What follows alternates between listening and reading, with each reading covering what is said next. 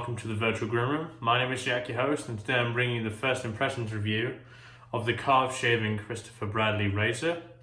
Pretty much like all of my reviews, I'm going to tell you why I bought the razor, and the reason I bought the razor is because the specific community has given this razor a lot of praise, and because of that, I thought I should try it out. It was at a fairly decent price too, so I didn't feel I was losing too much. Let's get started into the review then. So let's get started with boxing. Here is the box. The box for this razor, I have given a 7 out of 10. The boxing, it's not great boxing, it's not luxury boxing, something you would expect from a One Blade Genesis or one of the above the tie razors. Even the Blackman's Vector was fairly luxury boxing. What this boxing does, however, is it does what it's supposed to do. It keeps the razor in place, in transit, and keeps it safe. As you can see, once I put the razor in here, it's pretty snug. It's not coming out easily, especially with the kind of lid on top of it. I can tell you about the quality of the inserts. The quality of the inserts are quite good as well. They're fairly soft, but they're also quite rigid, so they keep the razor in place.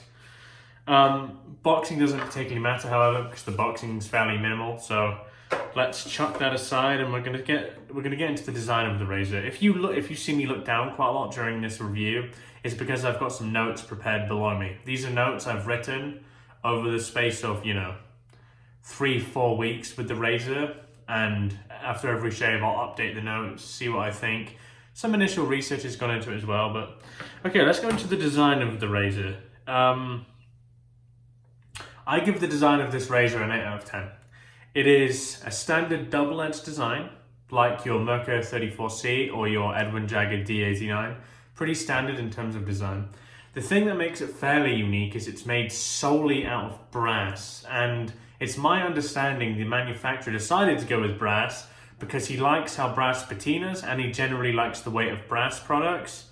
Me personally, not a fan of brass. I prefer pretty much any other material over brass. I don't like patina in razors, mainly due to the fact that I work quite hard to keep my hardware pristine. I polish my razors regularly. I clean my razors like a madman. So the idea of something discoloring and I don't have much control over it isn't really to my taste. Second point, it is semi-adjustable. I don't have any of the other plates here, but I'll explain. So what you'll see here, once I remove this, in fact, you might not need me to remove this, but I'm going to anyway. Goodbye handle. What you can see here, if I get the camera to focus here, you see it says B. Basically, there are different letters correlating to different aggression levels of the razor. Obviously, AA being as mild as it could possibly be. And I think it's F is the highest setting, which is a fairly high blade gap. The B, the one I have here, I think is 0.74 mil blade gap, which is kind of ideal for me, to be honest. Another cool thing is you can choose the length of handle. They come in 3 inches, 3.25 inches, 3.5 inches, and 4 inches. This is the 3.25 model. My ideal kind of handle is held like this, so this is perfect for me. One thing I dislike, in fact, I'll put up a photo now of the blade overhang. The blade overhang can be a bit of a pain. I found when I was shaving close to my kind of nose and my sideburns, I was getting clipped by the overhanging blade, and no one wants that. I'd say the blade overhang in this razor is considerably worse than even the vintage Gillette, so I'd be mindful of that when buying it. Another cool thing, the pattern is cut into the handle instead of kind of forged.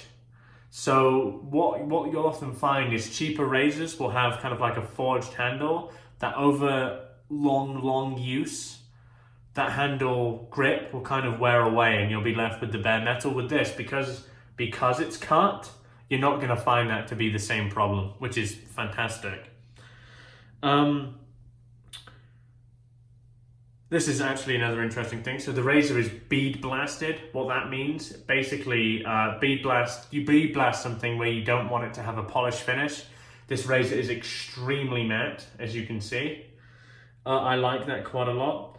Something that bothers me about the design of the safety bar, I don't know what it is, and I don't know how it works, But you can see from here, and you've probably seen in one of my shaving videos when I used it, I feel this razor is poorer than average at wiping away lather. I think it's to do with the generic safety bar version, because I've not seen the open cone have that same issue. However, it's kind of annoying and can be quite inconvenient at times. That's the design section of the razor. As I previously stated, I give it an 8 out of 10. It's a well-designed razor. Not particularly a fan of the metal. There are a few design features that I would personally change, but apart from that, it's a stellar razor. The next part of the razor is value. I give the value of this razor 8 out of 10. The reason I give it 8 out of 10 is because this razor will cost people in the US about $90. In the UK, it will cost £65. £65 for this razor, for me, is incredible value. I'm all about value consistently, and this brings good value.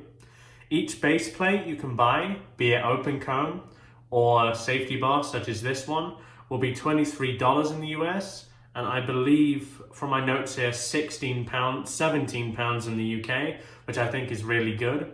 Unfortunately, I couldn't get the manufacturer to speak back to me, as I understand he's very busy. I was trying to find out the returns policy, couldn't find that out, and I couldn't also find out how the razor is machined.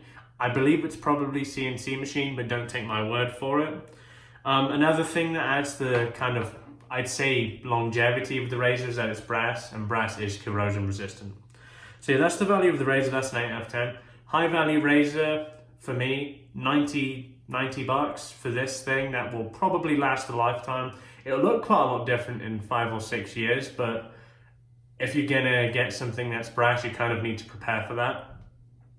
Last part of the razor is the shave, and possibly the most important part for me.